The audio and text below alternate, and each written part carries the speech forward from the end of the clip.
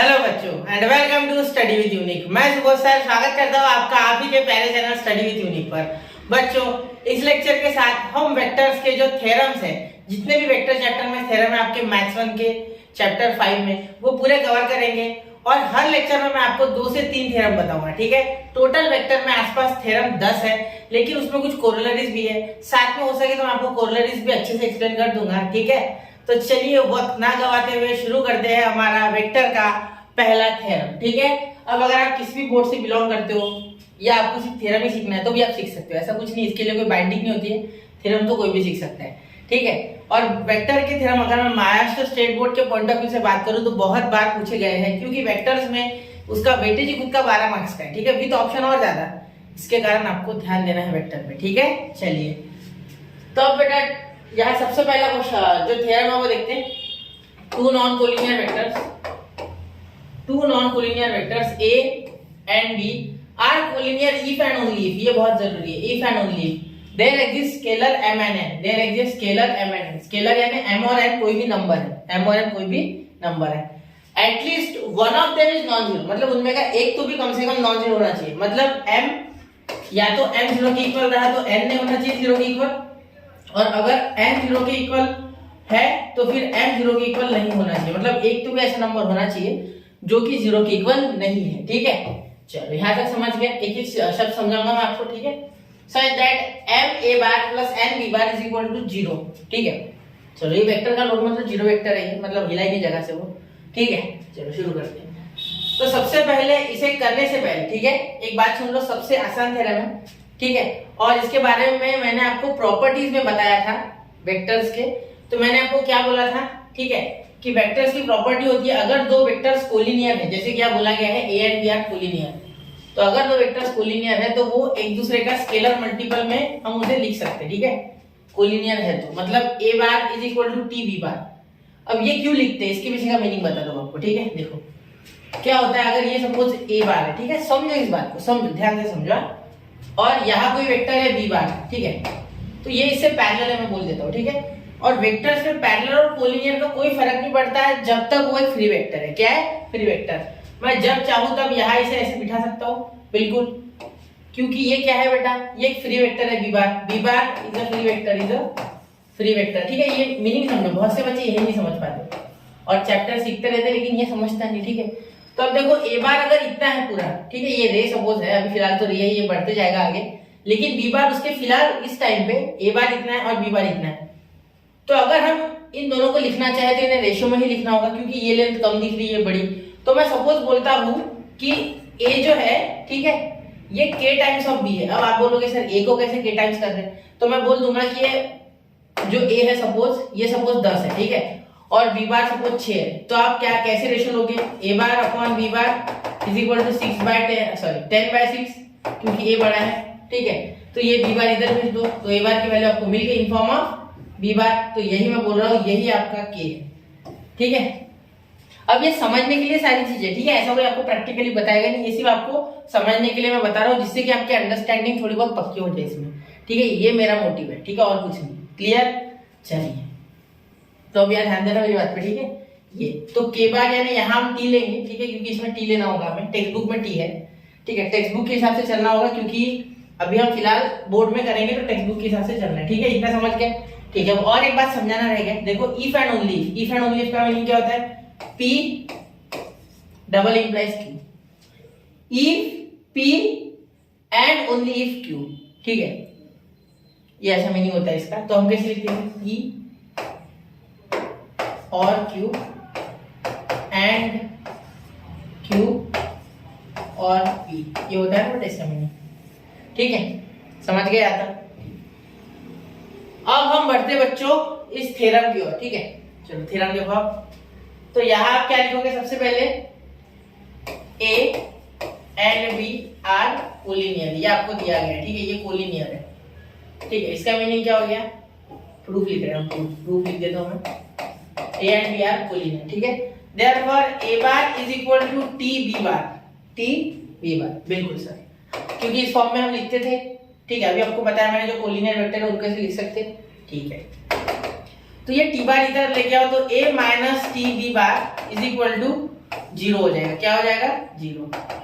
अब मेरी बात पर थोड़ा ध्यान देना, ये जो है ये टी बार माइनस का और ये ए, तो ए के साथ कुछ नहीं आने, वन है, ठीक है, और ये है minus T bar minus T, ठीक है। तो मैं ऐसा बोल सकता हूँ क्या कि एम ए बार माइनस की जगह प्लस बोल देता हूँ, plus N B bar is equal to zero. आप बोलोगे सर आपने ऐसे कैसे लिखा, डायरेक्ट आपने प्रूफ ही कर दिया। हाँ सही है बेटा, क्योंकि यहाँ जो वन है ये भी एक नंबर है यानी एक स्केलर है, ठीक है, और माइनस टी है ये भी एक स्केलर है, ठीक है। तो यहाँ टी एक स्केलर है, मैं यहाँ बोल देता हूँ लगे तो T is a scalar, T is a scalar, ठीक है, ये एक स्केलर है, ठीक है। अब ध्यान देना, let m is equal to 1 and n is equal to minus T, क्योंकि ये एक नंबर है, ठीक है। तो स्केलर को तो मैं किसी भी दूसरे स्केलर के in the form of variable लिख सकता हूँ, ठीक है। जैसे सपोज यहाँ 5 होगा तो 5 की वैल्यू मैं ले लेता हूँ और माइनस टी की वैल्यू भी 5 ले लेता हूँ, क्या फर्क पड़ रहा है, ये तो वेरिएबल है ना सिर्फ, इसका क्या है, ये खुद तो कांस्टेंट है लेकिन ये तो कांस्टेंट है, ये माइनस का छोड़ो आप, सिर्फ आपको ध्यान देना है ये ऐसे आप बदल सकते हो, ठीक, कोई दिक्कत नहीं उसमें, यहाँ तो भी कम से कम वेक्टर्स में, ठीक है। सिर्फ आपको इसके थ्योरम के प्रूफ के ऊपर फोकस करना है फिलहाल तो, ठीक है। नहीं मैं ये नहीं बोल रहा हूँ कि आंख बंद करके मान लेना है, नहीं, इसका प्रूफ ये है कि ये माइनस टी को आप एन बोलो कुछ भी बोलो, एन की वैल्यू तो अल्टीमेटली माइनस टी हो रही है, जब भी मैं सॉल्व करूंगा तो लास्ट में तो मैं माइनस टी ही डालूंगा। जैसे हम किसी क्वेश्चन में लेट करते, सपोज करते, अज्यूम करते, तो हम वापस से तो वैल्यू देना ही पड़ता ना, हम ऐसे थोड़ी छोड़ देंगे उसे, है ना। चलो क्लियर, तो ये पहला प्रूफ तो खत्म हो गया, ठीक है। ये कौन सा पार्ट है बेटा, ये है इफ पार्ट। कौन सा है? If part. आपको बहुत बार टीचर के मुंह से आपने सुना होगा कि बेटा ये इफ पार्ट कर रहे हैं हम, तो ये इफ पार्ट है एक्चुअली। कौन सा पार्ट है? इफ पार्ट, ठीक है, समझ गए, ये इफ पार्ट है आपका, एक बेटा ये आपका इफ पार्ट है, इफ पार्ट है, क्लियर। चलिए तो इसे नोट कर लीजिए इफ पार्ट को, ये आपका इफ पार्ट। अब मैं साइड में करने जा रहा हूँ यहाँ, ठीक है, ओनली इफ पार्ट, ठीक है।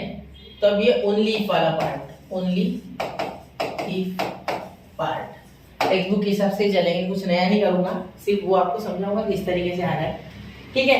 तो आपको पता है कि कन्वर्स, ये एक्चुअली कन्वर्स है, क्या है? कन्वर्स है, ऐसा समझ सकते हैं। तो यहाँ क्या होता है, जो यहाँ गिवन था वो यहाँ टू प्रूव, और जो यहाँ टू प्रूव है वो यहाँ गिवन, तो यहाँ टू प्रूव है तो ये गिवन हो गया है, मतलब हम बोल सकते हैं कि M A bar plus N B bar is equal to 0, बिल्कुल, ठीक है। आगे आगे सुनो, ठीक है, ये मैं ब्रैकेट की दे दी, ऐसा है, ठीक है, यहाँ ऐसा है होता, ठीक है। अब देखो अब क्या हो जाएगा, यहाँ ए बार अकेला चाहिए, ये तो साफ साफ दिख रहा है, हमें ये प्रूफ करने पर, ये इस बार क्या किया था हमने, ये प्रूफ किया था इससे, तो इस बार थोड़ा उल्टा है, इससे हमें ये लाना है, ये हमारा टू प्रूफ है, ठीक है। आप लिख लिया करो, चाहिए तो कहीं साइड में टी यानी to proof A is equal to T V bar, ये हमें प्रूफ करना है, ठीक है। तो एम और एन तो स्केलर है, हमें ये पता है, M and N are scalar, क्या है ये? स्केलर है, ठीक है। अब मेरी बात को थोड़ा ध्यान देना, ए बार मुझे अकेला चाहिए बेटा, ठीक है, यहाँ चाहिए था वैसे, तो ए बार को मैं क्या लिख लेता हूँ, वैसे लिख लेता हूँ, ठीक है, एक साइड, और इसे उधर भेज देता हूँ, एम ए बार लिखता हूँ फिलहाल के लिए, एन बार उधर चले, एन बी बार उधर चले गया तो माइनस एन बी बार, ठीक है। अब ये एन नीचे, तो A bar is equal to minus N B bar upon ये एम, अपॉन एम। तो यहाँ हम माइनस एन बाय एम को लिख देंगे बेटा टी, ठीक है। तो ये भी लेट है, क्या है? लेट, ठीक है, ये मैं सिर्फ लिख रहा हूँ, ठीक है, एक्चुअली पूरा लेट है, क्या है? लेट, समझ गए, ये लेट है, let minus M by M is equal to T, therefore A bar is equal to T B bar. और मैंने अभी आपको बताया स्केलर की तो वैल्यू हम बदल ही सकते हैं, उसमें क्या दिक्कत वाली बात है, ठीक है।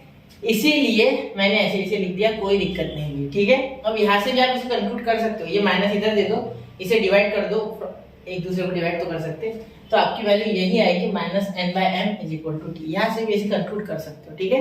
ऐसी कोई बहुत दिक्कत वाली बात नहीं है, सिर्फ आपको ध्यान देना है कि स्केलर को आप चेंज किस तरीके से कर रहे हो, ये इंपॉर्टेंट है, ठीक है। Where T is a scalar, T is a scalar, ठीक है। चलिए, तो ये पहला थ्योरम में ज्यादा पूछा तो नहीं गया है ये, लेकिन जरूरी होती है बेटा हर एक बार, इसलिए मैं आपको सारे थ्योरम कराऊंगा, ऐसे नहीं करूंगा कि एक दो करा फिर बाकी नहीं, ठीक है।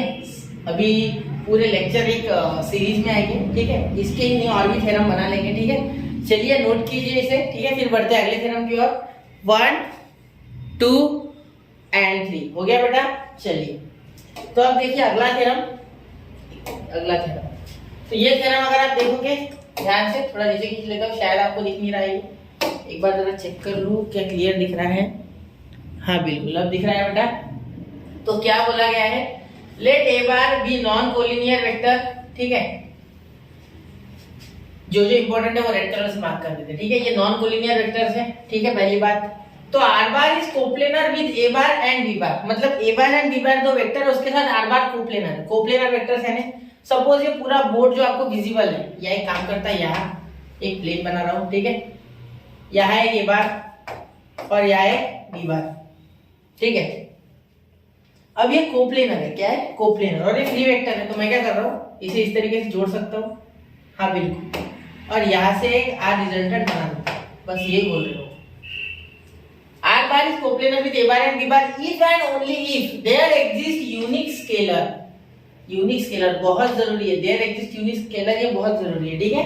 T1 T2 मतलब T1 और T2 दो स्केलर है जो कि एक ए के साथ है, एक बी के साथ, ए बार के साथ, एक बी बार के साथ, ठीक है। तो कुछ इस तरीके से आपकी फिगर बनेगी, मैं अच्छे से बना रहा हूँ, फिलहाल सिर्फ आपको बता रहा हूँ कि कोप्लेनर है ना एक प्लेन में, ठीक है। The vectors lying in a common plane और a common lamina are called as coplanar vectors, ठीक है। चलो हमने कोलिनियर का तो पढ़ लिया, कोप्लेनर की बारी, ठीक है। तो सबसे पहले हम बना लेते फिगर, ठीक है। देखो कुछ ऐसे के वेक्टर, कुछ ऐसे बी वेक्टर, ठीक है, ये ए ले लो, ये बी ले लो, ठीक है, और यहां से रिजल्टेंट बना लो आर बार, ठीक है, क्लियर। चलिए तो यहाँ एक आप ऐसे पैरेललोग्राम लॉ ऑफ वेक्टर्स का हम यहाँ यूज करने वाले हैं, ठीक है।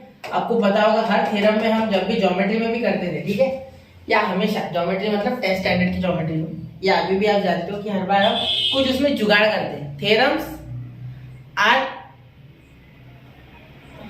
मेड बाय जुगाड़, ठीक है।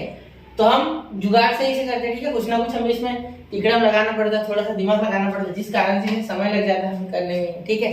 तो इसीलिए इसकी प्रैक्टिस जरूरी है, प्रैक्टिस करना इसकी, ठीक है। चलो तो ए बार बी बार या आर बार इसमें पैरेललोग्राम बनाएंगे, उसके बिना सॉल्व नहीं हो रहा है। यहाँ देखो ये जब मैं एडिशन करूंगा ना तब 1 मिनट में हो जाएगा, ठीक है। पहले क्या करते, सबसे पहले लिखते हैं इसमें हम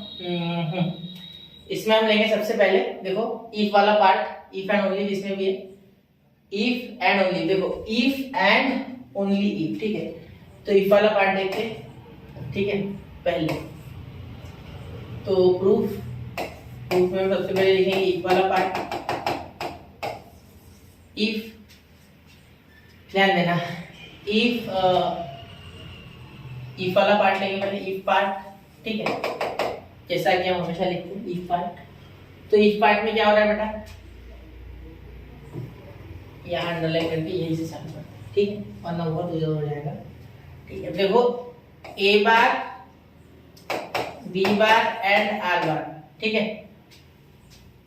कोप्लेनर है, ठीक है, आर कोप्लेनर, ये तो हमें बोला ही गया है कि ये कोप्लेनर है, ठीक है, कोई दिक्कत नहीं, कोप्लेनर ऑलरेडी बोला है। देखो तो आप ऐसा भी लिख सकते हैं यहाँ से कि a vector r bar is coplanar with a bar and b bar, आप चाहो तो वहां से सेंटेंस लिखो, ठीक है, r bar is coplanar with a bar and b bar, ठीक है, r bar is coplanar with a bar and b bar, ठीक है।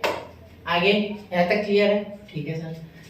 अब यहाँ अगर मैं कुछ नाम दे दूं, देखो ध्यान देना, यहाँ मैं दे दूंगा एक पॉइंट O, यहाँ दे दूंगा पॉइंट A, यहाँ दे दूंगा पॉइंट B और यहाँ दे दूंगा सपोज पॉइंट C, ठीक है, कुछ भी बोल सकते हैं, आपकी इच्छा है वो, या जनरली P बोलते तो इसलिए P बोल देते, चलो छोड़ो, ठीक है।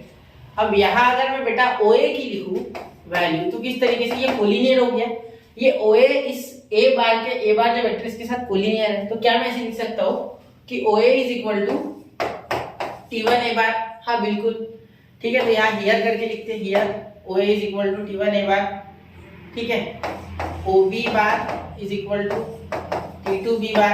कैसे सर, क्योंकि OB जो है बेटा, जो OB है, ठीक है, OB ये क्या है, OB आपका एक्चुअली एक पार्ट है B बार का और OA एक पार्ट है A बार का, तो इसीलिए मैं इन्हें स्केलर के साथ में लिखूंगा, ठीक है, क्योंकि A बार का ये छोटा पार्ट है, A बार तो बहुत लंबा है, देखो रे है वो, लेकिन ये OA इसमें एक एम्बेडेड सेगमेंट है, मतलब उतना ही है वो, ठीक है, OB B बार का, ठीक है, समझ गए। चलो यहाँ तक क्लियर है? कोई दिक्कत? ये सारी बातें जो बोल रहे हैं आपको समझने के लिए, ठीक है, अच्छे से क्लियर। तो आर बार क्या है?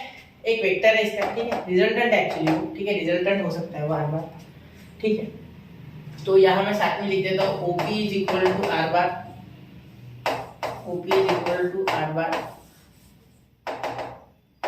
ठीक है, समझ गए यहाँ तक? अब आगे देखो, यहाँ तक क्लियर है? Therefore मैं लिखूंगा बाय पैरेललोग्राम, आप ट्रायंगल लॉ भी यूज कर सकते हैं, ट्रायंगल लॉ किस तरीके से यूज कर सकते हैं वो भी बताऊंगा, ठीक है। Parallelogram law of vector addition, of vector addition, ठीक है, वी गेट, यहाँ लिखेंगे वी गेट, क्या मिला हमें, क्या मिला हमें, हम मिल रहा है, एक मिनट बेटा, एक मिनट एंग्री यंग मैन, अभी बता रहा हूँ, वी गेट क्या मिला बेटा, हमें मिली सुख शांति और साथ में प्रूफ, ठीक है। देखो क्या मिला, यहाँ लिख सकते OP bar is equal to OA bar plus ओबी बार, बिल्कुल ये लिख सकते, ठीक है, क्योंकि ये रिजल्टेंट है ओए प्लस ओबी। तो मैं ये भी कर सकता था कि मैं इसे यहाँ से उठा के इस तरीके से, ये पूरा हो गया सिलेक्ट, है ना, मैं एक काम कर सकता था, ठीक है, ये इतना अगर तोड़ दूं तो यहाँ लिख देता था, ये वेक्टर यहाँ शिफ्ट कर देता था मैं, तो यहाँ मैं ट्रायंगल लॉ बना लेता, क्या दिक्कत है ना। हाँ तो सर ये कैसे करते फिर आप? तो देखो बेटा, इनका डायरेक्शन में सेम रखता और इसका उल्टा कर देता, क्या उसमें इतना तो हमें आता है वेक्टर कि इसकी डायरेक्शन सेम करने, किसकी नहीं, वो तो अपने हाथ में है बेटा, है ना, तो वो कर लेंगे, अपने घर की खेती है, ठीक है। चलो घर की यानी रूल्स के साथ मैथ्स हमारे घर की खेती है, वरना नहीं है, ठीक है। चलो तो ओपी बार क्या है बेटा, आर बार, क्या है आर बार, यही से लिखना है, ठीक है। ओए टी1 ए बार और ए टी2 बी बार, तो हो गया प्रूफ, देखो टी1 ए bar plus T2 B bar, ठीक है। बहुत से बच्चे बोल रहे होंगे सर प्रूफ भी आपने बहुत लंबा दे दिया, बेटा डिटेल में बताने में समय लगता है, शॉर्टकट में मैं जल्दी बता लेता हूँ, कोई दिक्कत नहीं, ठीक है। चलो तो अब यहाँ देखो, यहाँ तक क्लियर है। अब if there exist unique scalar, अभी यूनिकनेस की बात आ रही है। आपके टेक्स्ट बुक में अगर आप देखोगे तो कुछ यूनिकनेस करके लिखा है, ठीक है। तो अब मैं लिख सकता हूँ यहाँ ओनली इफ पार्ट, यहाँ मैं काम करता हूँ, यहाँ पहले मैं एक लक्ष्मण रेखा खींच लेता हूँ, ठीक है। यहाँ तक एक थ्योरम समाप्त हो गया, ठीक है, यहाँ से दूसरा चालू करना है, ठीक है। यहाँ मैं ओनली इफ पार्ट बहुत कम जगह में लिखूंगा क्योंकि वो बहुत ईजी है, ये इतना भी ईजी नहीं है, लेकिन मैं कम हो सकती, ठीक है। एक मिनट, हाँ तो यहाँ लिख सकते हैं ओनली इफ पार्ट, ये सेकेंड पार्ट है, ये फर्स्ट पार्ट, ठीक है, ये समझने के लिए, ये 2 है, 2 अच्छे से निकाल लो सर, फिर हाँ ये छोड़ लिखना है तो अच्छे से 2, ठीक है। और ओनली को थोड़ा साइड में कर लेते हैं, ओनली इफ पार्ट, ठीक है। चलिए ओनली इफ पार्ट, तो ओनली इफ पार्ट यानी बेटा क्या हो गया, अब हमें क्या करना है प्रूफ, अब इससे ये बताना है कि यूनिक है, क्या है यूनिकनेस, इसकी यूनिकनेस, यूनिक स्केलर बोला गया है, तो यूनिकनेस, यूनिक स्केलर, ठीक है। यूनिकनेस का मीनिंग क्या हुआ कि आप अगर यहाँ कोई S1 S2 भी डाल दो, ठीक है, या M1 M2 भी डाल दो, N1 N2 A1 A2, सिर्फ इसके साथ कोलाइड नहीं करनी चाहिए वरना कंफ्यूज हो जाओगे, X1 X2 Y1 Y2 जो भी डालो, ठीक है, उसके लिए ये आर बार हमेशा इसके साथ कोप्लेनर होना चाहिए, क्या होना चाहिए, कोप्लेनर हमेशा, ठीक है, क्योंकि कंडीशन तो यही है, r bar is coplanar with a bar and T, तो कोप्लेनर होना चाहिए, ऐसी कंडीशन आनी चाहिए हमेशा, ठीक है। क्लियर है इतनी बात, मेरी बात समझ लो। देखो बहुत से बच्चे यूनिकनेस में कंफ्यूज होते हैं कि उनको लगता है क्या है ये, कुछ नया शब्द है क्या, देखो कुछ नई बात नहीं है, सिर्फ इतना समझना आपको, यूनिकनेस का मीनिंग यहाँ ये होता है कि T1 और T2 की जगह पे, यानी ये कोई नंबर होंगे ना, तो T1 और T2 जो स्केलर है, T1 और T2 जो स्केलर है, ठीक है, मैंने यहाँ लिखा नहीं, यहाँ आप लिख लेना, T1 and T2 are scalar है, T1 एंड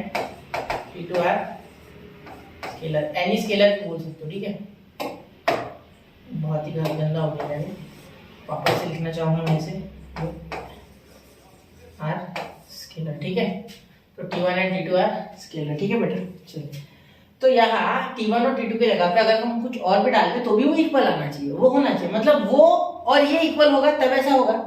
नहीं समझे, नहीं समझे, मुझे लग रहा है नहीं समझे, सिर्फ रट्टा मारने से कुछ नहीं होना। सुनो, अगर ये T1 और T2, ठीक है, ये कोई स्केलर है, कोई नंबर है, कुछ है जो भी होंगे, ठीक है, तो ऐसा कॉम्बिनेशन रिपीट होना चाहिए तभी आर बार कोप्लेनर होगा, ठीक है।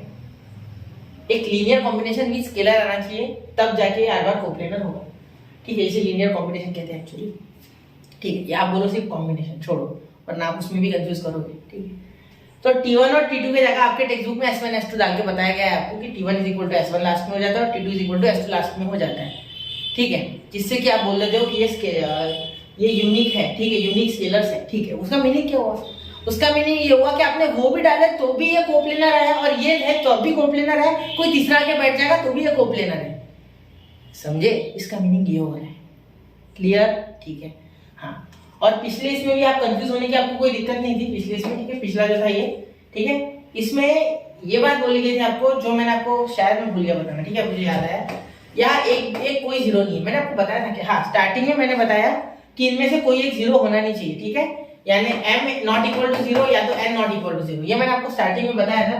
तो भी मुझे ऐसे 32 जगह भी दिमाग की कि शायद मैंने नहीं बताया, मैंने बताया था स्टार्टिंग में, ठीक है। तो वो आपको एक बार वहाँ नोट कर लेना है, ध्यान देना उस बात पे, ठीक है। तो ओनली इफ पार्ट, वरना वो कोलिनियर नहीं होंगे बेटा, ठीक है। आपके दिमाग में अगर नहीं हुआ तो क्या, तो नहीं होगा कोलिनियर, सिंपल बात है, ठीक है।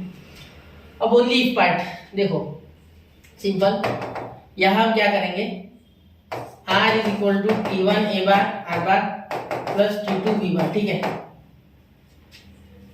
Let r bar is equal to S1 a bar plus S2 b bar, ठीक है। एक्चुअली इसके पहले बहुत सारे सेंटेंस लिखने होते, मैं बता देता हूँ वो, ठीक है। वैसे लिखने की आवश्यकता नहीं मैथ्स में आपको इतना, आप सिंपल लिखोगे r bar is coplanar with a bar and b bar, ठीक है। For the condition r bar is equal to T1 a bar plus T2 b bar, ठीक है, याद है, क्लियर, ठीक है। If this are unique, if they are unique, T1 and T2 are unique, ठीक है, इतना लिख लिया आपने। उसके बाद लिखना therefore r bar is equal to S1 a bar plus S2 b बार, अगर ये होगा तो, अगर ये इसके इक्वल आ जाएगा तो सही है, वरना गलत है, ठीक है। तो इसे सिंपली दे देना नंबर 1 और नंबर 2, या तो आप टेक्स्ट बुक से रट भी सकते हो, जो आपको वहां लिखा गया है, जरूरत नहीं है वैसे, ठीक है। अच्छा, फ्रॉम एक काम कर सकते, सिंपल इक्वेशन 1 माइनस 2, ठीक है, एक में से 2 घटा दो, ठीक है। यहाँ घटाते हैं, देखो ये r बार 0 हो जाएगा, ठीक है। तो ये जीरो वेक्टर आ गया, वैसे देने की आवश्यकता नहीं है जीरो वेक्टर, फिर भी हम देते, ठीक है। अब ये T1 माइनस S1, तो T1 माइनस S1 और a बार कहाँ आ गया बेटा, ये a बार बाहर आ गया, ठीक है, कॉमन आ गया, प्लस यहाँ देखो T2 माइनस S2 और ये b बार, और ये क्या हो गया बेटा, b बार, क्या हो गया, b बार, क्लियर, यहाँ तक क्लियर है, ये b बार हो गया, ठीक है। अब आपने पिछले इसमें क्या देखा था बेटा, एक मिनट, पिछले इसमें आपने क्या देखा था, ध्यान दो यहाँ थोड़ा, ये क्लियर, ये दिख रहा है आपको, ठीक है। तो इसी से आपको कुछ सोचना है। अब मैं आपको ये बोल रहा हूँ, आपको समझा नहीं होगा शायद, ठीक है। चलो, तो यहाँ देखो ये जो है, ठीक है, मैंने आपको क्या कहा था कि अगर ये जीरो हो जाए, एक भी इसमें का जीरो हो जाए, ठीक है, तो ये कोलिनियर नहीं है, ठीक है। नॉन जीरो वेक्टर, देखो non zero vectors if and only if there exist scalar m and n at least one of them is not zero, मतलब एक तो भी जीरो नहीं होना चाहिए, तब ये कोलिनियर है, ठीक है। तो यहाँ हम क्या करेंगे, सिंपल सी लॉजिक लगाएंगे कि T1 minus S1 is equal to 0, ठीक है, and T2 minus S2 is equal to 0, तो आप बोल दोगे T1 is equal to S1, ठीक है, and T2 is equal to S2, ये इक्वल हो गए, ठीक है। इसीलिए ये इक्वल है, इसीलिए आप बोलोगे दे आर यूनिक, कौन they are unique, T1 and T2 are unique, मतलब S1 और S2 की वैल्यू T1 और T2 के इक्वल ही आई है, क्योंकि ये 0 के इक्वल आए, ठीक है। और यहाँ हम इसे ऐसे स्प्लिट करके T1 S1 a bar is equal to 0, T2 S2 b bar is equal to 0 ऐसा लिख सकते हैं, क्योंकि ये एक क्या है, ये एक वेक्टर है, ठीक है, वेक्टर है, वेक्टर में आप ऐसा कर सकते हो, अलग अलग इसे लिख सकते हो, ठीक है। एक बार इसे नोट करो, फिर से मैं एक बार बताता हूँ, नोट कीजिए 1 2 एंड 3, तो नोट कर लिया बच्चों। चलिए, अब बहुत से मन में अभी भी सवाल होगा बच्चों के, बहुत से बच्चों के मन में सवाल होगा कि सर आपने ये इक्वल कैसे ले लिया जीरो के। मैं बताता हूँ, देखो ये कोप्लेनर है बेटा, ये कोलिनियर वाला मैटर है। मैं यही बोल रहा था कि यार देखो जब कोलिनियर है तब m और n जीरो नहीं चाहिए, मतलब एक कोई तो भी जीरो नहीं चाहिए, m है n में से कोई एक जीरो नहीं चाहिए। लेकिन ये कोलिनियर है ही नहीं, ये तो कोप्लेनर की बात हो रही है, मतलब मैं यहाँ लिख सकता हूँ m जीरो और n भी जीरो। तो मेरे mn कौन है बेटा, कौन है मेरे करण अर्जुन, जरूर आएंगे वो, है ना। चलो ये है मेरे करण अर्जुन, क्या लिखता हूँ, ये और ये। तो क्या मैं ये जीरो और ये जीरो ले नहीं सकता हूँ यार, सिंपल बात है, ये कोलिनियर है ही नहीं। कोलिनियर कब होते हैं, जब कोलिनियर हो तब m जीरो नहीं चाहिए या तो n जीरो नहीं चाहिए, लेकिन यहाँ तो आपको बोला ही नहीं गया कोलिनियर वाली कंडीशन, आपको तो कोप्लेनर बोल रहे हैं, तो दिक्कत ही क्या है फिर आप बोलो कि ये जीरो के इक्वल है, ये भी जीरो के इक्वल है, ठीक है। ये कोरोलरी 1 थ्योरम 1 है, ठीक है। तो कोरोलरी 1 थ्योरम 1 अभी बात निकल ही गया तो मैं बता देता हूँ। देखो उसमें क्या है, आपको ये जो बोला गया, ठीक है, इसके बाद ही आपको अगर ये कोलिनियर नहीं है, फिलहाल ये कोलिनियर है, अगर ये कोलिनियर नहीं है इस थ्योरम के उल्टा, कोलिनियर नहीं, इसका कॉन्ट्राडिक्शन, इसका उल्टा, ठीक है, तो आप बोल दोगे m bar a bar plus n bar b bar equal to 0। ये कोलिनियर तब नहीं है जब m भी 0 है और n भी 0 है, तब ये कोलिनियर नहीं है, नॉट कोलिनियर, नॉट कोलिनियर, ठीक है, समझ गए। तो ये कोरोलरी 1 है आपके, ठीक है। थोड़ा टेक्स्ट बुक पढ़ोगे आपको समझ जाएगा, ठीक है। वैसे तो मैं यहाँ पूरा बता ही रहा हूँ, फिर भी आपको टेक्स्ट बुक जरूर पढ़ना चाहिए, ठीक है। चलिए तो इसे नोट कीजिए, ठीक है। ये हो गया, ये समझ गया आपको इतना, ठीक है। तो अब यहाँ बच्चों 2 ही थ्योरम में हम लेक्चर या समाप्त करते हैं, 2 थ्योरम ही बनाएंगे, हो सके तो 3 बनाएंगे, ठीक है। तो पढ़ते रहे, स्टडी यूनिट के साथ बने रहे। जय हिंद, जय भारत।